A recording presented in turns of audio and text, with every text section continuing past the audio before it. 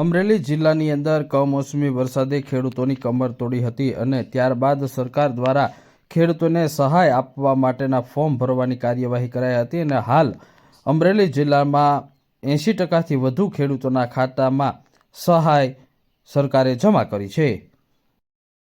મારું નામ જિગ્નેશ કાનાણી, જિલ્લા ખેતીવાડી અધિકારી અમરેલી।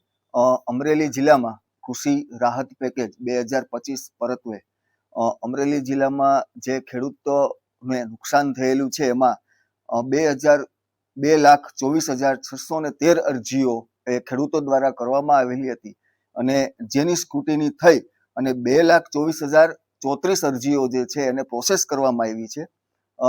જે પૈકી હાલ 2,23,736 અરજીઓ જે છે એ ગ્રામ સેવક દ્વારા વિવિધ તબક્કે રિસીવ કરી એપ્રુવલ કરી અને એનું પેમેન્ટ માટેની આગળની કાર્યવાહી કરવામાં આવેલી છે। એ તમામ અરજીઓ સ્ક્રુટિની થઈ અને જિલ્લા કક્ષાએ ઓનલાઈન પણ આવેલી છે। ઓનલાઈન અરજીઓ પૈકી 2,04,000 અરજીઓ અને અત્રેથી એપ્રુવલ આપી અને એના બિલો બનાવી અને તાત્કાલિક ધોરણે આધાર બેઝ પેમેન્ટ અત્રેથી હાથ ધરવામાં આવેલું હતું, જેમાં 680 કરોડ રૂપિયાની સહાય છે એ આધાર બેઝ ખેડૂતોના ખાતામાં જમા આપવામાં આવેલી છે। ઝારના 15,000 ખેડૂતોની એવી અરજીઓ જે છે જેમાં આધાર કાર્ડ, આધાર બેઝ અથવા તો ડીબીટી ચાલુ નથી, તો એવા અરજદારોને સંપર્ક કરી અને એમાં ઝડપથી એનું ડીબીટી થાય એ બાબતના પ્રયત્નો છે એ જિલ્લા વહીવટી તંત્ર હાથ ધરી રહ્યું છે। જિલ્લાનો સારકુંડલા તાલુકાના મોટા ભમાદરાનો ખેડૂત છું। આપણને બધાને ખબર જ છે કે આ વર્ષે દિવાળી ઉપર જે કમોસમી વરસાદ થયો અને ખેડૂત માટે કપરા દિવસો શરૂ થયા।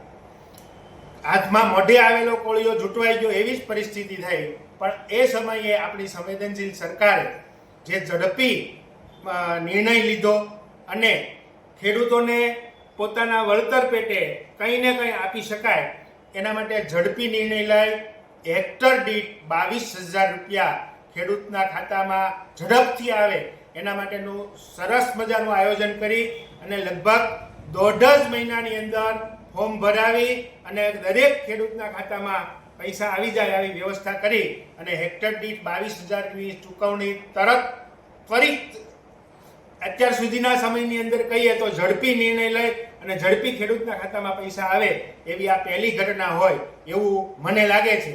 અમારા ગામની અંદર લગભગ 80થી 85% લોકોના ખાતામાં આ પૈસા આવી ગયા છે। આપ સૌના ખાતામાં પણ પૈસા આવી જ ગયા હશે। નમસ્કાર। અમરેલી જિલ્લામાં અંદાજિત 600 કરોડથી વધુની સહાયની રકમ હાલ ડાયરેક્ટ બેનિફિટ ટ્રાન્સફર દ્વારા ચૂકવણી કરવામાં આવી છે।